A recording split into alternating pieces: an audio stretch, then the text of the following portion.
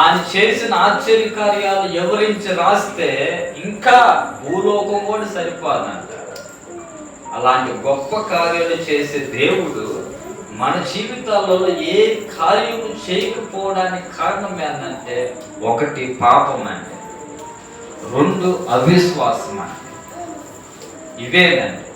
విశ్వాసం లేకపోవడం వల్ల మన తలంపుల్లో, మన మైండ్లో, మన హృదయంలో పాపము ఉండటం వలన దేవుడు మన మొర ఆలకించలేకపోతున్నాడు. ఆయన మనకి సహాయం చేయలేకపోతున్నాడు.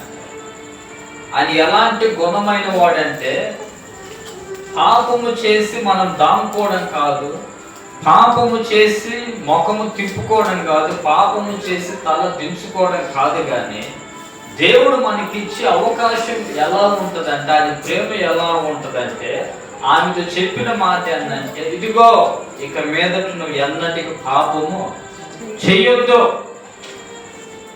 పాపము చేయని వాడు భూమి మీద ఒక్కడు లేడండి, అందరూ పాపం చేసిన వాడు. కానీ దేవుడు మనకిచ్చే అవకాశం, దేవుడు మనకిచ్చే ఛాన్స్, దేవుడు మనకిచ్చే కృపావరం ఏంటంటే, ఇంకా పాపము చెయ్యొద్దు. నేను పాపినని ఆయనకు దూరంగా బ్రతకడం కాదు, కానీ నేను పాపినయ్యా అని ఒప్పుకొని విడిచిపెట్టి ఆయనకు దగ్గరగా జీవించడమే ఆయన కోరుకుంటున్నాడండి. ఆమేన్. అలాంటి మనసు మనం కలిగి ఉండాలి. పాపాలు క్షమించడానికి మనిషి కుమారుడికి అధికారం ఉందని ఆయన చెప్పాడు కదా. నా ప్రియులారు, నిజంగా చెప్తున్నాను,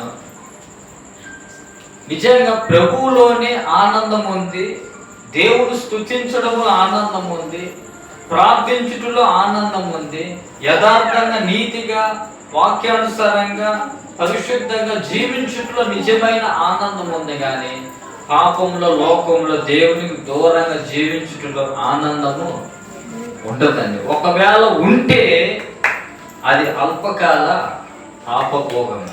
ఒకవేళ ఉంటే దాని ద్వారా వచ్చే శాపం మన పిల్లలకు సోకుద్ది, మన పశువులకు సోకుద్ది, మన ఆస్తుల మీద సోకుద్ది, మన పిల్లలకు సోకుద్ది, మనకు సోకుద్ది. లాస్ట్కి కుదరని రోగంతో మనం అడుగంటి పోవాల్సి వస్తుంది. కానీ దేవుళ్ళు బ్రతికితే అదొక ఆనందం అండి, అదొక సంతోషం. ఆస్తి పాస్తులు లేకపోయినా పర్వాలే, ఒక నిరీక్షణ, ఒక విశ్వాసం మనలో ఉంటుంది.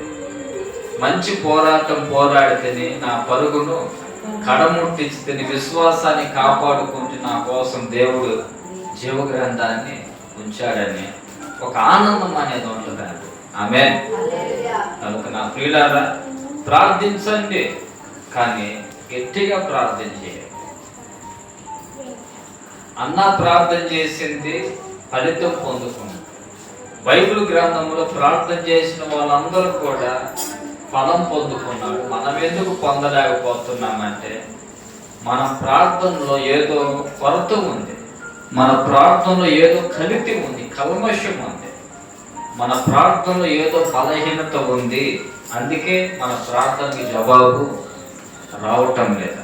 కానీ ఇక మీదటి నుంచే దేవుణ్ణి అడగండి, ప్రభువా ప్రార్థన శక్తిని ఇవ్వండి, ప్రార్థన బలాన్ని ఇవ్వండి, విశ్వాసాన్ని ఇవ్వండి, ఏదో అంటుగట్టి నీరు గట్టి ఫలించి కృపని ఇవ్వండి, నిజమైన ఉపవాసాన్ని నేను ఉండులాగిన కృప చూపండి.